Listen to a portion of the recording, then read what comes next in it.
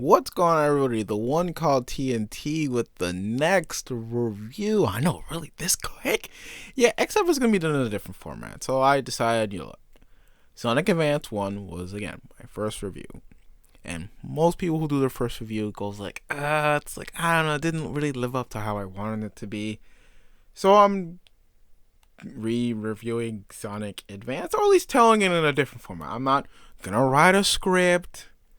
I'm not going to have to write jokes. It's not going to be like, oh no, we got to wait a whole month, maybe a whole year for TNT to put out another review. Yeah, no, I'm going to get to this game. I'm going to finish this one right here, give you guys my full-on opinions on Sonic Advance 1, and I'm starting the next game. Heck, I already got that game already booted up and ready to go, and I am disappointed already, and that's the only hint you're going to get for what the next game is going to be. That being said, I did talk a little bit about about someone who I looked up on the YouTube community. Some call me Johnny. Love the dude's videos, and I did say, like, when I did my Sonic Advance 1, it's like if you watch my Sonic, it's not saying you watch my first review and you look at it and be like, man, you totally just ripped off some Call Me John's review. There's nothing original. No, what I wrote was completely original to like my taste, but I also like kept in notes like what John was saying, and I kind of like worked it around how I thought. But I feel like it's like when I write a review, it's like, yeah, I can look at other people's reviews to kind of like see, it's like, okay, what did this person do, what did this person do? But at the end of the day, like, look, I want people to watch my videos, so watch it for my opinion. I can't be like, just be okay, let me just go take my favorite YouTuber's opinion, do like a little edit a little bit, and then put it on my YouTube video and be like, yes, everybody loves my opinion. It's like, no. That being said, there are some very, coincidental stuff that when I wrote in my review, kind of weirdly enough, kind of matched up with some common genres. So, for example, when I got Sonic Advance, the second game I got actually was a 2-pack game. It was the SpongeBob, what was it? SpongeBob Super Sponge and SpongeBob Revenge of the Flying Dutchman on GBA. So that's something that I just found hilarious. That those two games I actually got roughly around the same time. I was in elementary school. Let's see, it was summertime, so yeah, this is right before I went to Jamaica. Yeah, you guys don't know, I'm Jamaican. Well, Jamaican by parents or Jamaican by blood, but I'm born in America, so so you're expecting me to speak patois on this channel. You're sadly mistaken. I will tell you one thing, a lot of my English does get broken up a little bit, because sometimes my patois kind of likes want to sneak in a little bit and kind of mess up my English, and so, that's how that goes. But yeah, that's how the start of that goes, Every summer, I used to go to Jamaica. I used to get 1 to 2 games. So, that year I got Sonic Advance and the SpongeBob's. So, kid me loves Sonic Advance. So that's why I feel like I approached Sonic Advance 1 like the wrong way. I feel like it was hard for me to approach it because I have like so many different perspectives to approach it on. Do I approach it to the way it's like, okay, well, this is how Troy or TNT of yonder days looked at Sonic Advance? Do I approach it, this is how the current me sees Sonic Advance? Or do I approach it as, just a completely different way? It's hard. I didn't know which way to approach it, so I approached it mostly from like a nowadays perspective, and I feel like that was a little bit wrong on my part. I should have like been a little bit more fair. I should have said, look, there are parts that I really did enjoy about Sonic Advance, and the parts I didn't enjoy about Sonic Advance, and getting that at that point I'd be ending the review. But just I want to keep people entertained, put my jokes and all that. So here is my opinions on Sonic Advance. So I guess the big one is Sonic Advance a good game?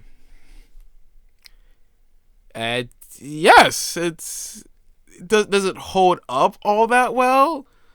No, it doesn't. I don't think it holds up all that well. I think the issue with Sonic Advance comes from the fact that you have to get yourself a Game Boy Advance or DS just to play Sonic Advance. I don't know if it's on, also there's emulators, so you can do emulators, but you have to go out of your way to go play Sonic Advance. I don't know if it's a virtual console on like Wii U. Excuse me.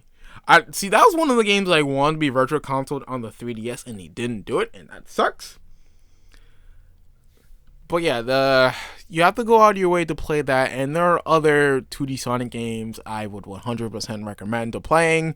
Like the original trilogy, like Sonic 1, Sonic 2, Sonic 3, they're literally available on almost every console known to man or will be. And if you don't want to spend any money to play Sonic 1 or Sonic 2 and maybe Sonic 3, it is free on mobile phone. So go nuts. You can there's your trip into Sonic. You want to play for free, you don't want to spend any money. Bam. I did that in my Sonic 1 review. It's like, look, there are so many ways to play the original trilogy that it's nuts. To play the Sonic Advance trilogy, you gotta splurge. You gotta buy the game. You gotta buy the console if you don't. So it's you gotta go out of your way to do that. And for a game that I think is just okay, I don't think it's worth it. Now, if you're an up and coming Sonic fan and you want to do it, I'm gonna tell you to go ahead, go for it. Now let's see. Now that I talked about my overall opinions on the game, I want to go into like certain things that I talked about in my other review. I talked about how Sonic Advance was the gateway.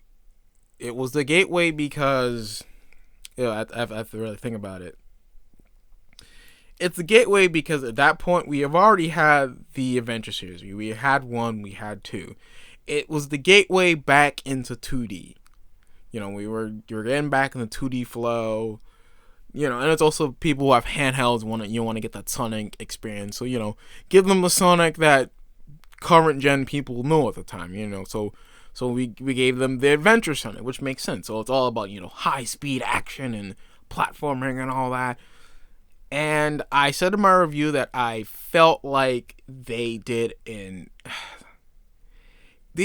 alright job at translating everything from the 3D back to the 2D again. Except for Sonic.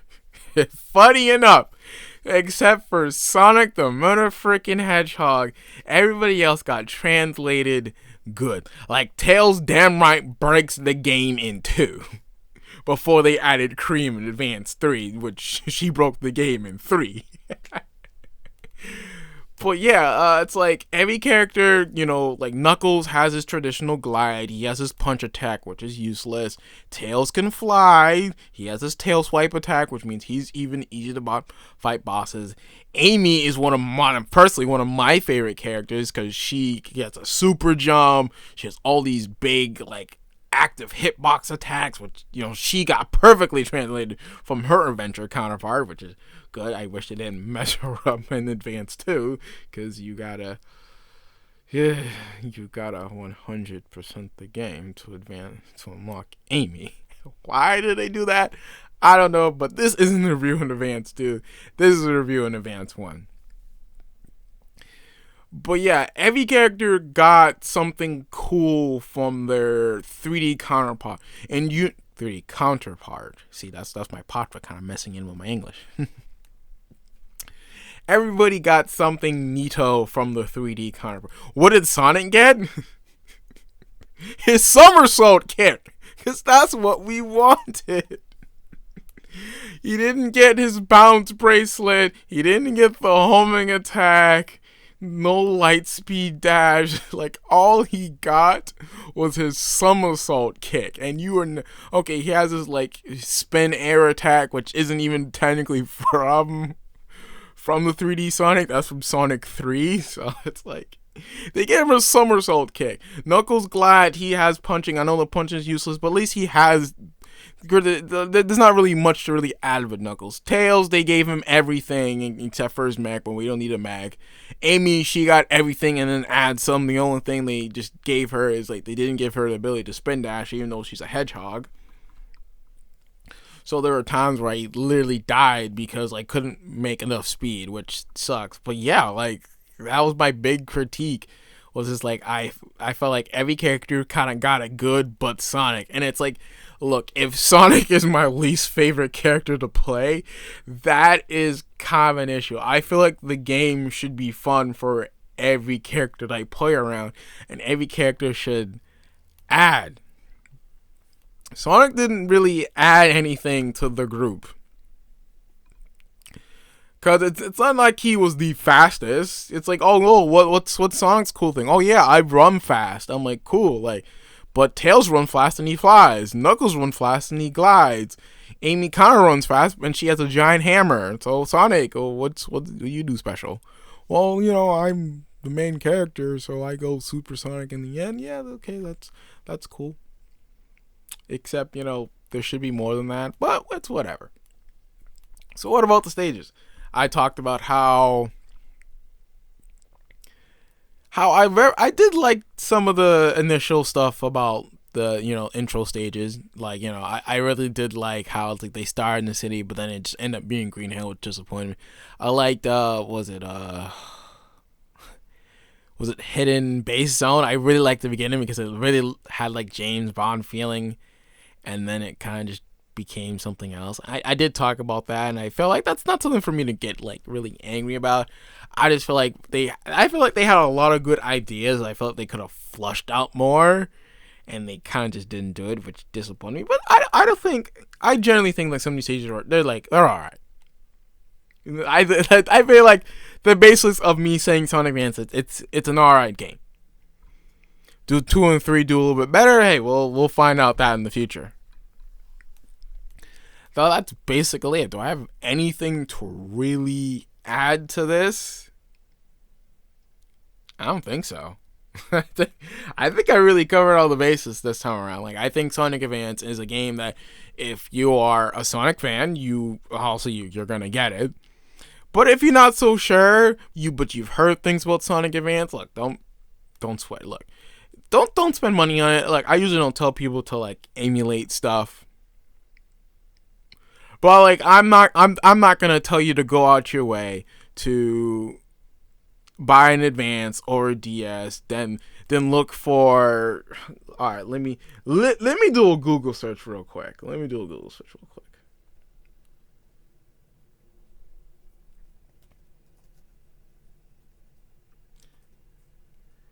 Sonic Advance 1 on Amazon.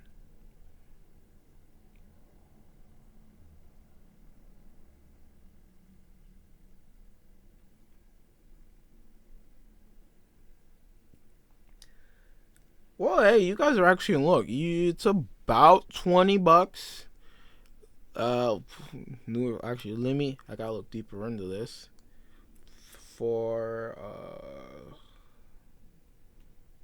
Wow. Okay. Wow, some of these used car, holy. A used copy for $150. A used, very good, like new, $100 used. Okay, so collectible, very good, $40. Okay, it's if you're going for a normal base person price, yeah, you're probably spending like $20 on this game. I think I talked about like Advance 2 and Advance 3 being a little bit more on the expensive side. Advance 2 is it's $60 used. Yeesh. Advance 3 is not bottom middle ground, like 30 something bucks.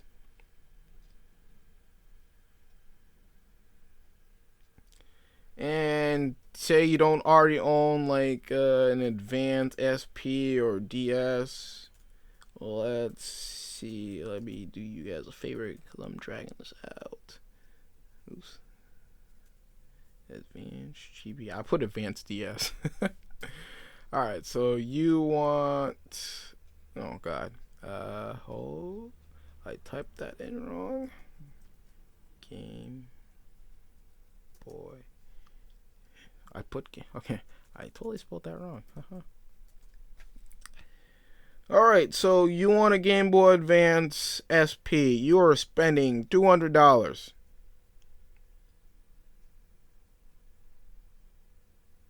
And that's depending on what version you get. If you can find like a gaming store, you might be spending less. That's what I'll recommend. If you really want to go out your way to do that, I'm gonna tell you, hit that gaming up store. Hit that gaming store. You'll probably end up finding a copy of Sonic Advance 2, Sonic Advance, maybe more likely Sonic Advance 3. You'll see a copy of Advance 1 definitely, because that's usually an old time Sonic game that's in any gaming store. Usually, you'll find a copy of that, and I think you might find a copy of Advance 3 if you're lucky. So if you want to get an Advance SP, you're spending $200 on top of maybe close to another $100, a little bit over $100 to get the Advance 1, Advance 2, and Advance 3. Let's see, if you don't have a DS, yeah, you guys get the live version of me looking stuff up. Nintendo DS, yeehaw. Let's see, you want a Nintendo DS is cheaper, depending on which one you got. I'm gonna look for Standard Black. Standard Black is $150.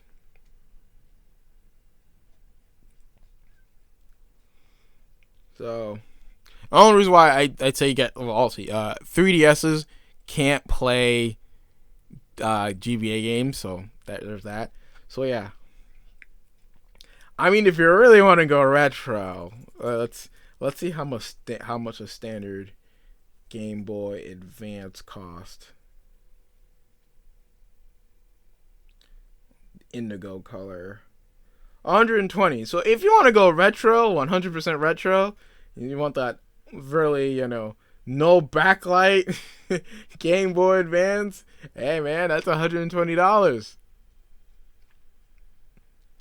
Now, like I said, now another series of games that I would recommend. So let me look it up.